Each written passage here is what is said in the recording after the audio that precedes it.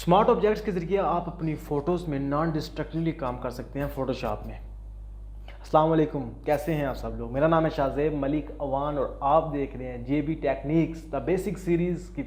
जिस एपिसोड में हम बात करने जा रहे हैं कि स्मार्ट ऑब्जेक्ट्स क्या होते हैं फ़ोटोशॉप में। आपने अक्सर सुना होगा, अगर आपका किसी भी फ़ोटोशॉप यूज़ करने वाले बंदे से वास्ता पड़ता है तो आपने अक्सर सुना होगा कि वो बंदा कह रहा होगा कि स्मार्ट ऑब्जेक्ट चूज़ कर लें, स्मार्ट ऑब्जेक्ट यूज़ कर लें, स्मार्ट ऑब्जेक्ट यूज़ कर लें, लेकिन आपको पता नहीं होगा स्मार्ट ऑब्जेक्ट होता क्या है। तो आज की इस वीडियो में मैं आपको बताने जा रहा हूँ कि स्मार्ट ऑब्जेक्ट होता क्या है। तो क्या होता है स्मार्ट ऑब्जेक्ट। बेसिकली समटाइम्स आप अपनी फ़ोटोज़ में ना अपने फ़ोटोज़ की पिक्सल्स को या अपनी फ़ोटोज़ की रेजोल्यूशन को डिक्रीज़ नहीं करना चाह रहे होते। आप चाहते हैं कि आप फ़ोटोशॉप में अपनी पिक्सल्स के ऊपर काम भी करें लेकिन आपकी फ़ोटो के पिक्सल्स डिक्रीज़ ना हो, तो उस पर्पज़ के लिए यूज़ होता है स्मार्ट ऑब्जेक्ट। बेसिकली आप जितना मर्ज़ी बड़ा करें अपनी फ़ोटो को, वापस उसी साइज़ पे ले आएँ, तो आपकी फ़ोटो के पिक्सल्स बिल्कुल ख़राब नहीं होंगे। या आप लगाते हैं अपनी फ़ोटोज़ के ऊपर फ़िल्टर्स, जो आपको थोड़ी देर बाद 10 दिन बाद 20 दिन बाद आप कहते हैं दोबारा से मैंने ये फ़िल्टर ज़्यादा लगा दिया या मैंने इसकी वैल्यूज़ को चेंज करना है, तो आप वो स्मार्ट ऑब्जेक्ट के ज़रिए ईजिली कर सकते हैं चेंज जब चाहे। और आज की इस वीडियो में मैं डेमोस्ट्रेट करने जा रहा हूँ कि स्मार्ट ऑब्जेक्ट क्या होता है फ़ोटोशॉप में और कैसे आप उससे फ़ायदा उठा सकते हैं। चलते हैं फ़ोटोशॉप में और देखते हैं जी। हाँ जी, तो मैं जी इस वक्त मौजूद हूँ एडोब फ़ोटोशॉप के अंदर और इस प्रोजेक्ट के लिए मैं इस इमेज को यूज़ कर रहा हूँ। तो बेसिकली जी बात करते हैं स्मार्ट ऑब्जेक्ट होता क्या है। सो समटाइम्स ना आपके पास जो आपकी पिक्चर होती है, आप उसकी रेजोल्यूशन को काम नहीं करना चाह रहे थे लेकिन आप उस पिक्चर पे या फ़ोटो के ऊपर काम भी करना चाह रहे होते हैं। चलिए जी मैं आपको डेमोस्ट्रेट करके दिखाता हूँ कि किस तरह से काम करेगा। सबसे पहले जी मैं करता ये हूँ कि मैं अपनी इस इमेज को डुप्लीकेट करता हूँ। डुप्लीकेट करने के लिए मैं कंट्रोल जे दबाता हूँ और उसके बाद मैं ऐसा करता हूँ कि जाता हूँ एडिट मेन्यू में, वहाँ से चूज़ करता हूँ फ्री ट्रांसफॉर्म। उसके बाद मैं सिंपली इस इमेज को यहाँ से पकड़ के छोटा करता हूँ और क्लिक एंटर कर देता हूँ और सिंपली अपनी बैकग्राउंड लेयर को हाइड करता हूँ। तो बेसिकली मैंने अपनी इमेज छोटी कर दिया।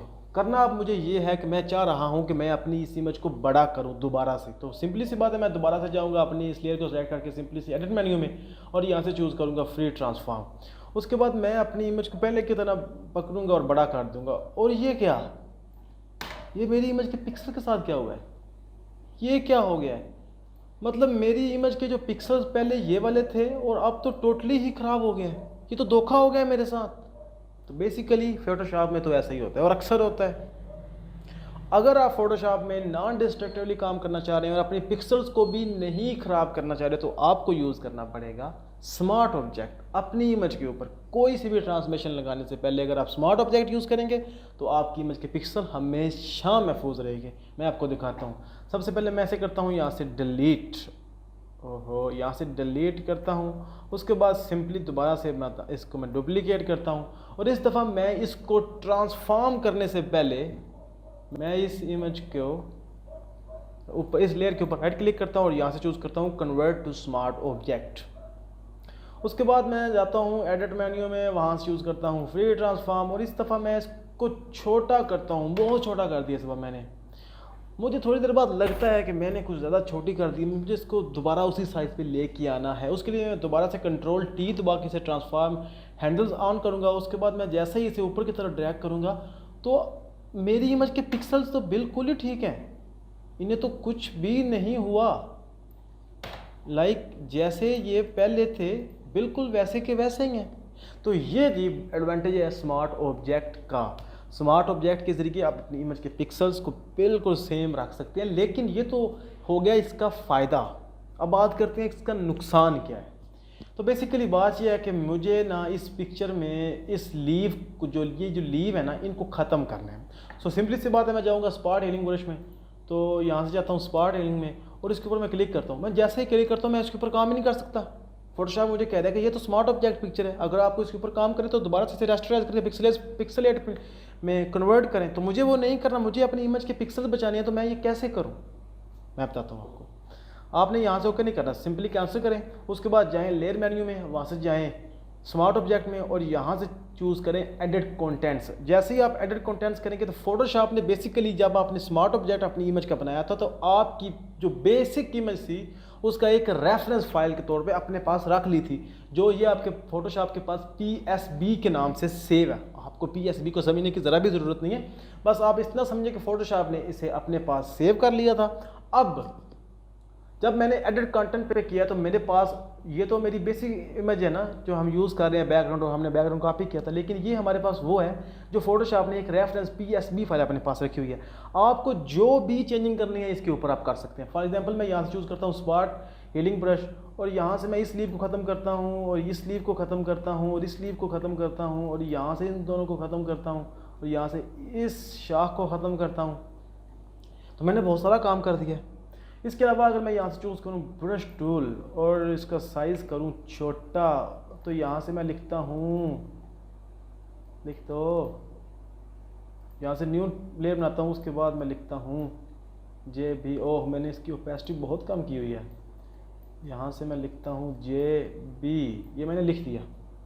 अब बात ये है कि मुझे इतनी मैंने इसमें एडिटिंग करनी थी। मैं सिंपली जाता हूँ अपने वापस लेयर में, लेकिन वहाँ पे तो कुछ भी नहीं है।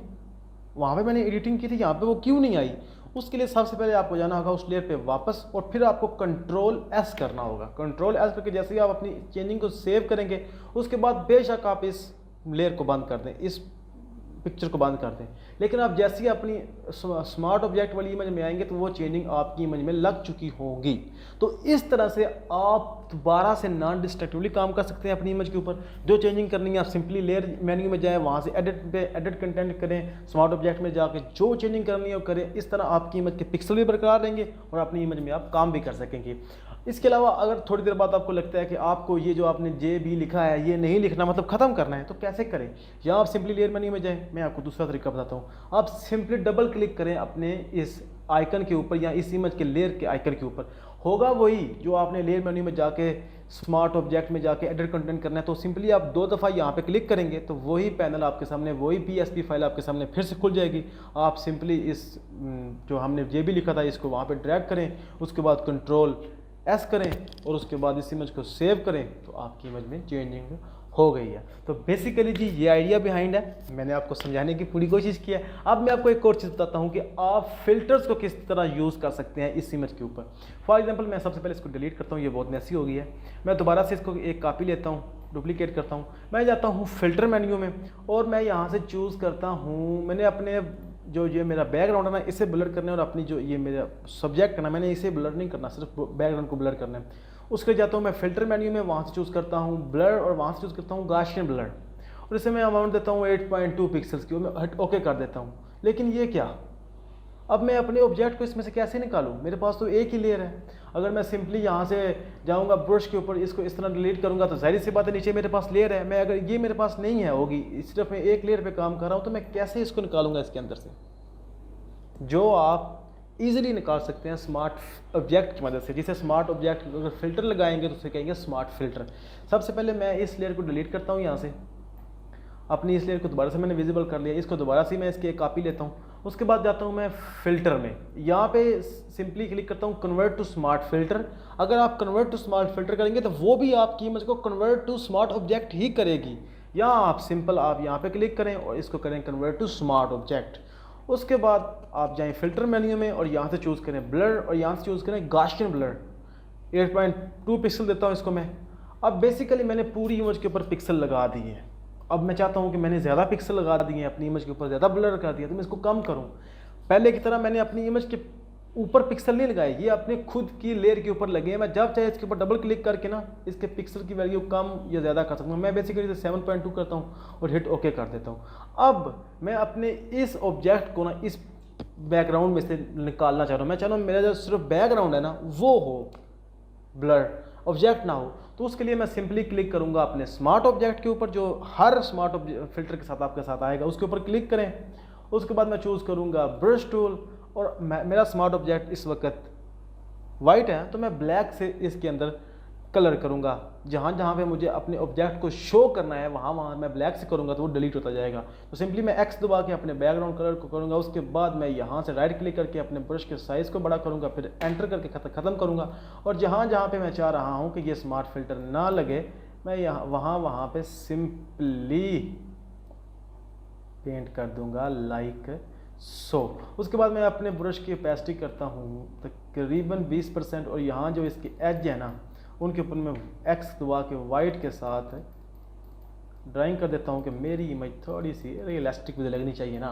तो बेसिकली ये था हमारे पास बिफोर और ये है आफ्टर। तो मैंने ये प्रिसाइसली नहीं किया, आपको दिखाने के लिए जल्दी जल्दी कर रहा हूँ। तो बेसिकली जी ये आइडिया बिहाइंड है स्मार्ट फिल्टर के फोटोशॉप में किस तरह से स्मार्ट फिल्टर को यूज़ किया जाता है। मैं उम्मीद करता हूँ आपको समझ आ गया, और अगर आपको समझ नहीं आई तो काइंडली मुझे नीचे कमेंट्स में बताइए, मैं इसके ऊपर दोबारा से वीडियो बना दूंगा आपके एनवाई के लिए। बाकी वीडियो को लाइक करना आपका काम है, सपोर्ट करना आपका काम है, कमेंट्स कीजिए, लाइक कीजिए, अपने दोस्तों के साथ शेयर कीजिए जो स्मार्ट ऑब्जेक्ट के बारे में नहीं जानते, और चैनल को सब्सक्राइब कीजिए, क्योंकि मुझे पता है आप ग्राफिक डिज़ाइनर बनना चाहते हैं, मुझे पता है आपको ऐसी वीडियोस फ्यूचर में भी चाहिए। तो दुआओं में याद रखिएगा। अस्सलाम वालेकुम।